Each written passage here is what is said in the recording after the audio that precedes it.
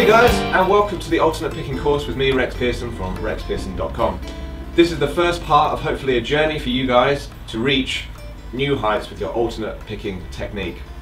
And I hope that this is going to be one of the most detailed, comprehensive, and one of the best courses on alternate picking that is out there at the moment.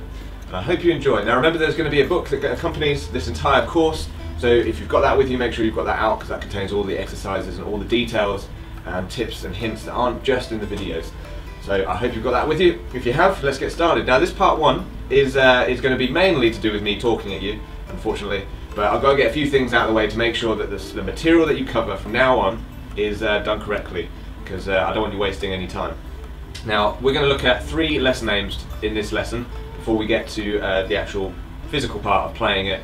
First aim is to look at the left hand technique, looking at thumb over the neck approach and thumb behind the neck approach, because you need to make sure that you know when to do which approach, because a lot of guitarists make a mistake of having a thumb over the neck when they really shouldn't. You end up with RSI in your hand, and then you end up not being able to play for quite a long time.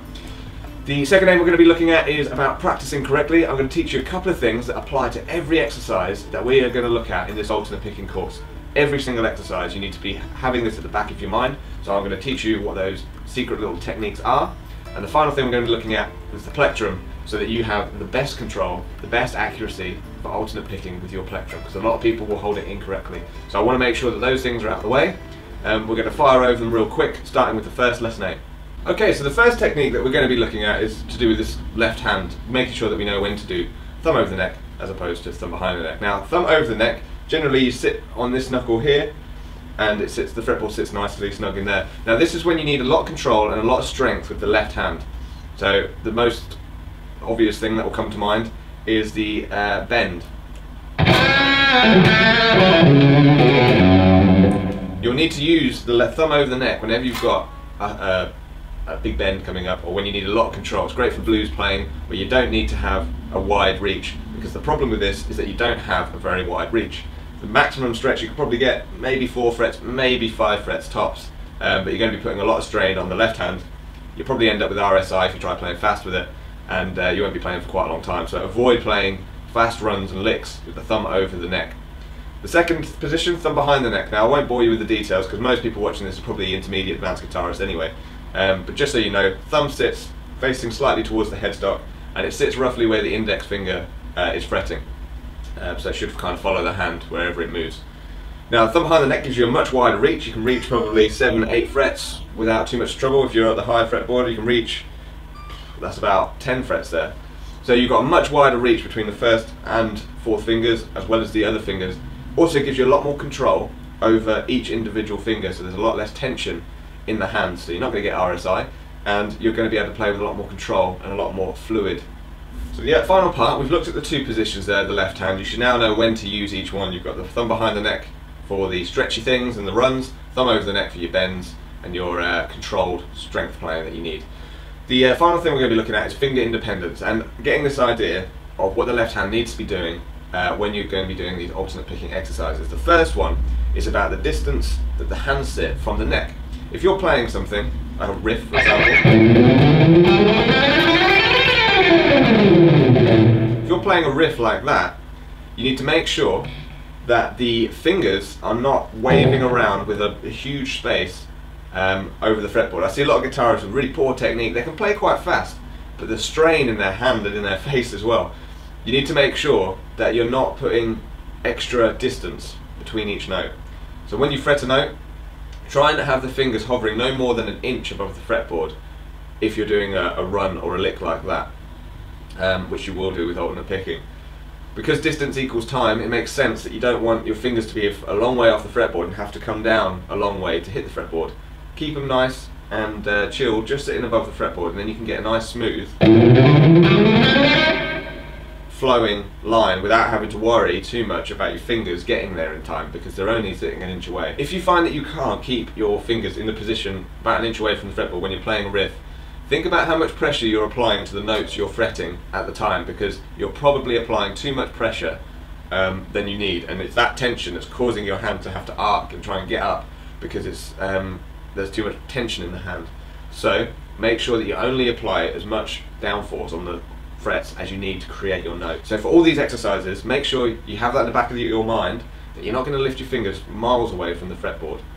Okay, final little thing, and this is an exercise that I would like you to try, a very simple exercise about finger independence, and it's about making sure that you get fluidity in your playing. First thing I'd like to do is on the 5th fret, that's where you're going to line up with the first finger. Now what you're going to do is you're going to alternate pick, but nice and slow. The focus is going to be on the left hand, so don't worry about speed here. What I'd like you to do is to make sure that when you fret from one finger to the next, the finger that was fretting lifts up as you were playing the next note. So the first note, the second note, you lift up and make sure it doesn't go any more than an inch above the fretboard. You do the next, third finger, and you try and keep it nice and even between each one.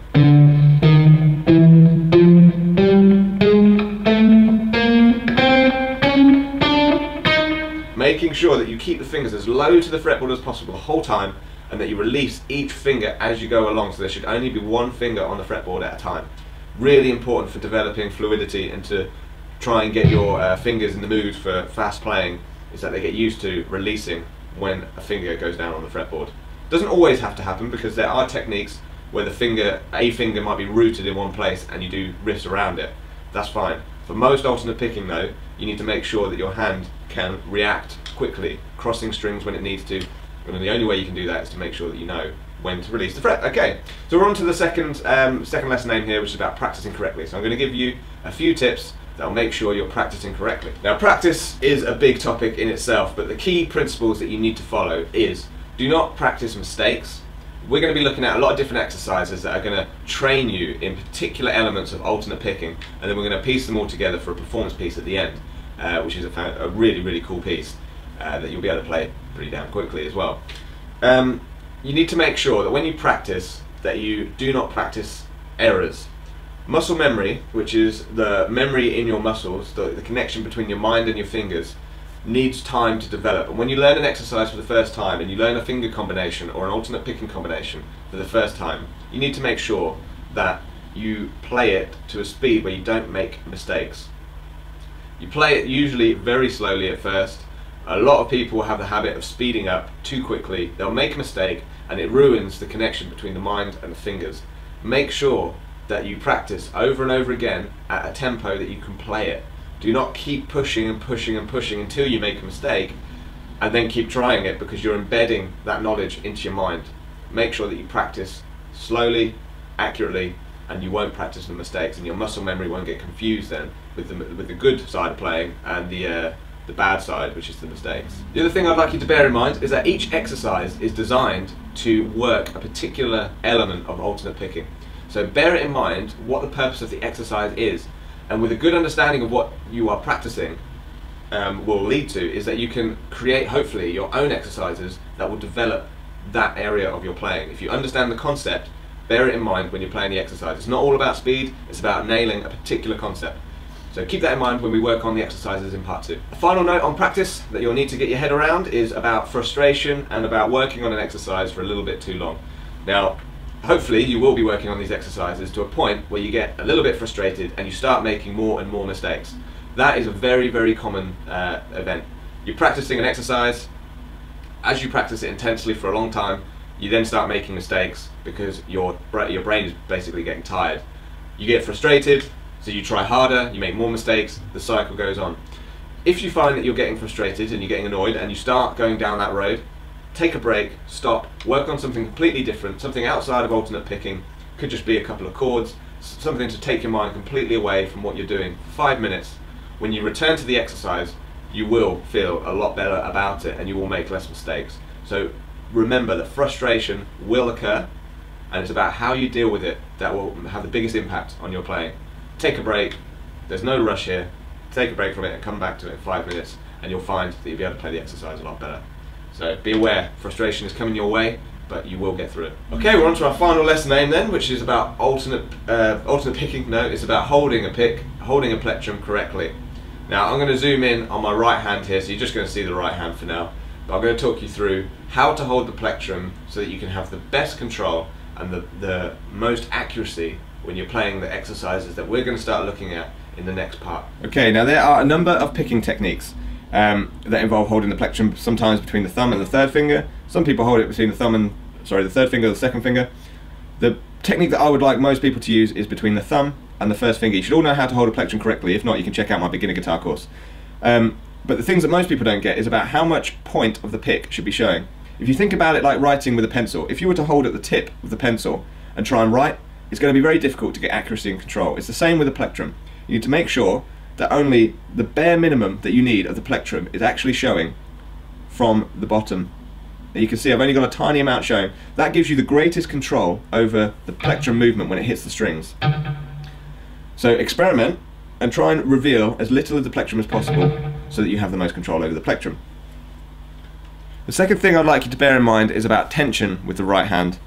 Now some people play with like a sort of hole going on in the left hand. That's quite a good approach because it shows that you're quite relaxed. It shouldn't be like this, like a fist. Try not to tense your hand up too much like a fist. It doesn't create speed. A lot of guitarists will tense their hand, shake it side to side, and you'll feel across the forearm a lot of tension going on, and you don't want that because the more you practice like that, the more strain you're putting on your elbows and your forearm. It should be quite relaxed. You can get quite fast. It's going to be a movement from the wrist and slightly a little bit from the arm as well.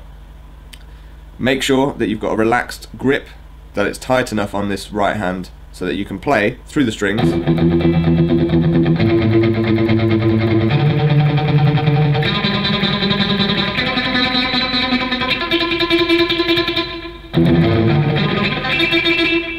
Make sure that you've got it like that on your right hand. You'll find that you'll need to experiment with how tightly you need to hold the plectrum depending on what you're playing, but for most riffs it's usually the same sort of tension on the thumb and index finger here. Most important point about alternate picking is about how much plectrum you're showing. A lot of people will play with about that much plectrum showing, and you'll find that it will move around a lot more, and you've got more chance of getting caught in strings and you're playing sounding sloppy. So make sure you've got that small amount of plectrum showing so that you can pick out notes correctly. Okay guys, so that's it for part one.